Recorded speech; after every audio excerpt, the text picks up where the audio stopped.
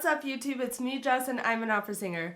Today's video, by popular demand, is a performance analysis on Gabriel Henrique singing I Have Nothing by Whitney Houston. Let's go.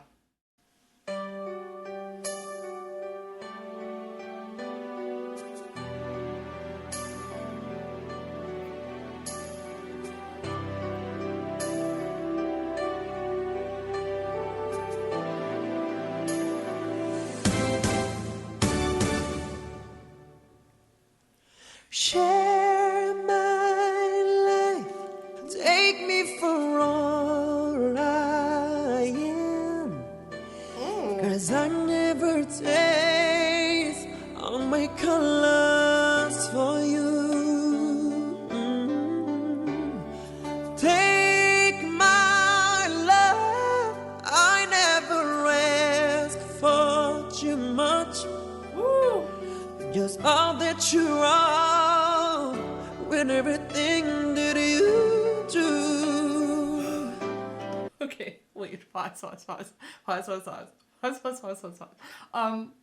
His timbre is crazy. Okay, so if you watch my Voctive performance on, oh my god, what is it, where EJ is the solo tenor, I'll post it somewhere here or here. I go in depth about the tenor voice and my emotional connection, let's say, with the tenor voice. It's very hard for me to sit still and not feel tense. I don't know. It just is what it is when listening to a tenor voice. In rare occasions, I don't feel like that. And this is a rare occasion. One, right off the bat, first note, you could tell that he has an upper extension like no other. And I cannot wait to hear what he does later on in the song. It's so effortless. It's actually crazy. So that is, first off, so pleasing to me and my ears. The ease of his voice comes because all of these notes that he has hit so far, to me and my ears, I can hear many more notes above that. And that is what makes listening to a tenor voice enjoyable. It's Me signa nas redes sociais. Oh, are you Brazilian? Is that Portuguese? Don't quote me on that. But I can definitely hear an accent. I really love how he's making this his own. You hear all of the little riffs and runs and the embellishments that he's adding to make it his rendition. That is what a cover is all about. Just all that you are, with everything that you do. I don't really need to look very much farther. I don't wanna have to go where you don't follow. I don't hold it back again. That's special inside. Can't run from myself. There's nowhere to hold. We don't make me collapse one mother. I don't wanna hurt anymore. Stay my love. Yes. You there. I must stay there. She knew there. Yes. Don't walk away from me. I have nothing, Nice. nothing if I don't have you.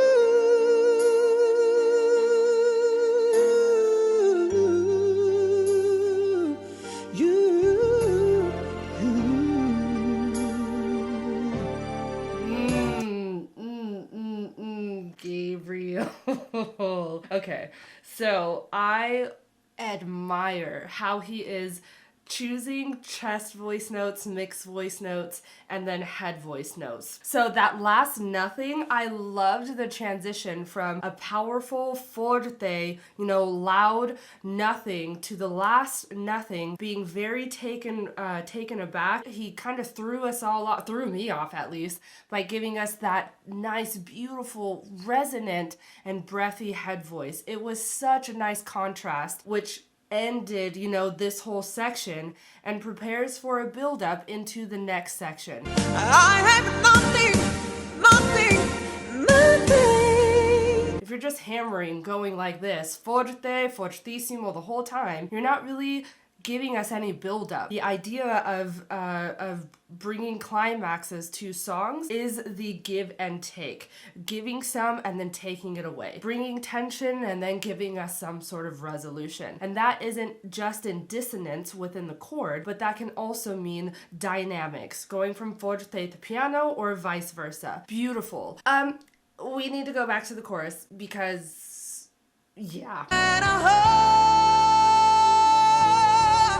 We're gonna make love, mother. Okay. I don't wanna hurt anymore. Okay, so can we talk about the intro into the chorus? There's nowhere to hide. So I love the beautiful open vowel, good amount of chest voice on that note. And then I loved the straight tone, and then when that vibrato came in, and then he gave some grit. Can't run from myself. There's nowhere to hide. We're gonna make love. It's just the best of three worlds, especially in that register. A pure, beautiful, gorgeous tone with a good amount of chest voice. That takes a lot of practice. On top of that, we got straight tone to vibrato, and then cherry on top, we got some rasp, some grit. I have to say his vowel choices, yes, you know, obviously English is not his first language. His vowel choices throughout his higher notes and scooping in and out of the registers are really, really, really solid. And all that really needs to be worked on is the consonances. And that just takes practice, either listening to the language that you're learning or singing in, or just saying it out loud a bunch of times until it becomes muscle memory. I'm not even judging on that. That's not important right now. The vowel choices are beautiful. Okay, then the last thing I want to talk about is the way that he sang "Stay in My Arms." I love how he didn't take it to the top of the melody. I believe oh man, I haven't heard the original in quite a bit, but if I'm not mistaken, I believe it immediately goes, "My arms, if you dare." But he did a different rendition and chose to keep below that upper melody. Stay my arms. Which is also a great choice, one for preserving the voice and for also creating some sort of a build-up to later. Now, if he chooses to take that melody up to the higher pitches later on, we get this sort of journey, right? We're not hammering, giving you everything at once. No, we're gonna give you little by little until I'm ready to give you all of the candy in the candy jar later on in the song. That is what makes this so enjoyable. I literally am so excited to hear and see what is going to come next. That's how you keep your audience captivated. I lied. The actual last thing I want to say is the way that he carried out the word "you" just where we stopped. If I don't have you.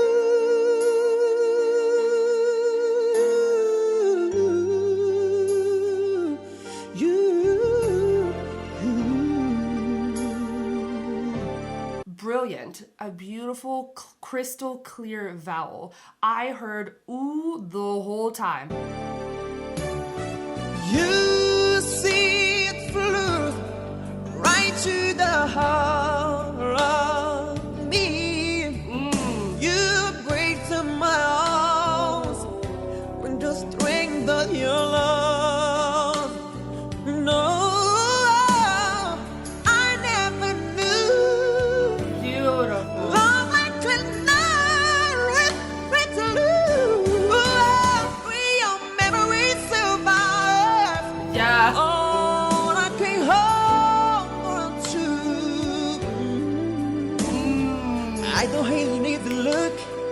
Very much farther. I do wanna have to go where you don't follow. Nice. Again, this passion inside can't run from myself.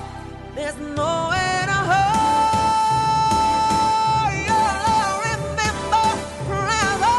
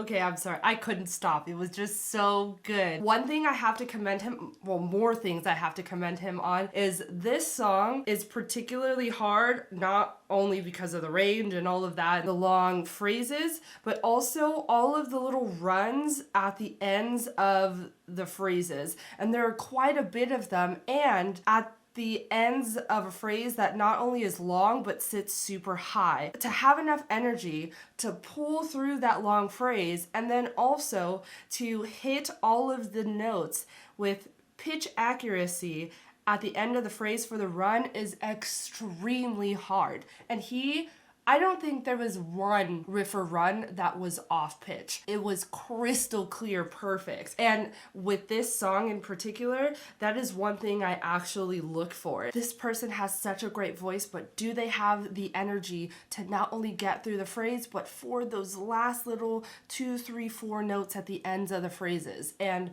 if they do, I'm like, wow, okay. I know that takes a lot of time and practice to do. That comes easier to some people more than others, but with this song in particular, it's a lot of practice. Second thing I want to pinpoint is the phrase, will a memory survive? One I can hold on to. What I loved about what he did with this is how he went from tu and u vowel and then closed that off to an M and sang on that M to finish the phrase. All I can hold on to. Oh, that was such a nice touch. Plus the, I don't know, riff or run, I think it was a riff. At the end of it was, just so nice. Then, shortly after that, I want to pinpoint the way that he's saying the word inside for the lines, I won't hold it back again, this passion inside. For this section, this is right before the last chorus, he's saying the word inside with 3 notes ascending, and that was a nice touch. Just a little different variation from the movement of the riffs and runs beforehand and even to follow. Where you don't follow, I hold back again. This passion time. The pitch accuracy on that specific word going up ascending was beautiful, and again, a nice variation. Third thing I want to talk about, I'm talking about very specific places within the song, is the way that he's saying, I don't want to hurt anymore. And this is in the final chorus. I love how he took that note up. Now, again, forgive me, I haven't heard the original in quite some time. If this is done in the original and I'm just geeking out, whatever, let's still talk about it. Don't make me collide, mother. I don't wanna hold anymore. So he went, I don't wanna, that nice move up. Oh, I don't know. It was just something so subtle and almost sneaky about it. And then the way he held out that note just gave it so much power, and then eased off a little, ever so slightly on the word anymore, and then added a riff or a run. So good. Mr. Gabriel, did you really just pull an F sharp 6 and a D sharp 6? How did you even, like, seriously, you probably might not even see this video, but I genuinely am curious about how you are able to access that part of your register. Is it something you had to practice and really learn how to do? Did you always have access to that? I need to know. It was so crystal clear. And the fact that he even attempted to say the actual words, my arms, it would be so much easier. Oh, no, nothing about those notes are easy, but easier, let's say, to just sing ah. But no, I heard my arms, which is really, really, really good. What was hard too was the crazy leap. So let's talk about that leap. So we know the high notes were an F sharp 6 and a D sharp 6. So let's figure out what the leap was. Okay, you guys, I can't deal. So the 2 notes before the high notes were a B4 and C sharp 5. And then after C sharp 5, he jumped up to F sharp 6. Perfect 5th would be a perfect 12th. So yeah, that's an 11th, a jump of an 11th. That is crazy hard. I'd be so upset, no joke, if someone handed me some sheet music and said, here, learn this, and there was a jump that high. What the heck? I'd be like, yeah, this needs to be transposed one so it's in my register, and then maybe I'll attempt it. That was crazy. That was really, really good. Okay, and then the final thing I wanted to talk about was the ending of this song where he chose to go up on the last nothing, I believe. Let's re-listen. Okay, yeah, so that last phrase where he's saying nothing and jumped up into his way upper register. Nothing.